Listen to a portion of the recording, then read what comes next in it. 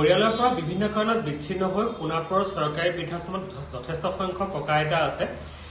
বহাগৰ এই প্ৰথম দিনকেইটাত তেওঁলোকে যাতে পৰিয়ালৰ পৰা বিচ্ছিন্ন হৈ থকাৰ সেই দুখ অনুভৱ নকৰে, তাৰ বাবে এই বহাগৰ প্ৰথম দিনকেইটাৰ যিকোনো এটা দিনত আমি প্ৰত্যেক বছৰে চৰকাৰী বৃদ্ধাশ্ৰমলৈ যাওঁ আৰু গৈ তেওঁলোকৰ সৈতে আমি প্ৰথম এই দিনকেইটাৰ যিকোনো এটা দিন আমি একেলগে আমি অতিবাহিত কৰাৰ চিন্তা চৰ্চা কৰিছিলোঁ। সেই অনুসৰি আজি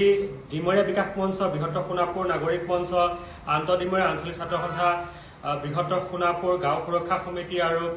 বৃহত্তৰ ডিমৰীয়া জ্যেষ্ঠ নাগৰিক মঞ্চ আমি একেলগে গৈ তেওঁলোকৰ সৈতে আমি বিহু নাচি আমি আজি দিনটো উদযাপন কৰিলোঁ, একেলগে লাৰু পিঠা খালোঁ আৰু তেওঁলোকৰ সৈতে আমি দিনটো অতিবাহিত কৰাৰ সমান্তৰালভাৱে তেওঁলোকলৈ আমি বিহুৱান যাচি আমি আশীৰ্বাদ কামনা কৰিলোঁ, বছৰটো যাতে আমাৰ কুশলে মংগলে যায় আৰু গোটেই দিনটো আমি তেওঁলোকৰ সৈতে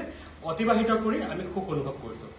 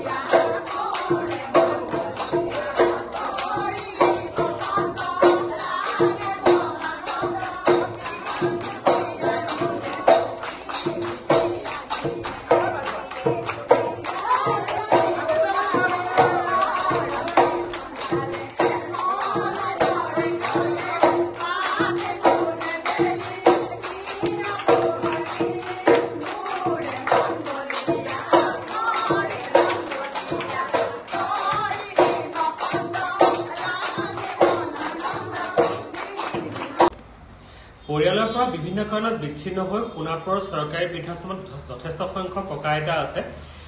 বহাগৰ এই প্ৰথম দিনকেইটাত তেওঁলোকে যাতে পৰিয়ালৰ পৰা বিচ্ছিন্ন হৈ থকাৰ সেই দুখ অনুভৱ নকৰে, তাৰ বাবে এই বহাগৰ প্ৰথম দিনকেইটাৰ যিকোনো এটা দিনত আমি প্ৰত্যেক বছৰে চৰকাৰী বৃদ্ধাশ্ৰমলৈ যাওঁ আৰু গৈ তেওঁলোকৰ সৈতে আমি প্ৰথম এই দিনকেইটাৰ যিকোনো এটা দিন আমি একেলগে আমি অতিবাহিত কৰাৰ চিন্তা চৰ্চা কৰিছিলোঁ। সেই অনুসৰি আজি ডিমৰীয়া বিকাশ মঞ্চ, বৃহত্তৰ সোণাপুৰ নাগৰিক মঞ্চ, আন্তঃডিমৰীয়া আঞ্চলিক ছাত্ৰ সন্থা, বৃহত্তৰ সোণাপুৰ গাঁও সুৰক্ষা সমিতি আৰু বৃহত্তৰ ডিমৰীয়া জ্যেষ্ঠ নাগৰিক মঞ্চ আমি একেলগে গৈ তেওঁলোকৰ সৈতে আমি বিহু নাচি আমি আজি দিনটো উদযাপন কৰিলোঁ, একেলগে লাৰু পিঠা খালোঁ আৰু তেওঁলোকৰ সৈতে আমি দিনটো অতিবাহিত কৰাৰ সমান্তৰালভাৱে তেওঁলোকলৈ আমি বিহুৱান যাচি আমি আশীৰ্বাদ কামনা কৰিলোঁ, বছৰটো যাতে আমাৰ কুশলে মংগলে যায় আৰু গোটেই দিনটো আমি তেওঁলোকৰ সৈতে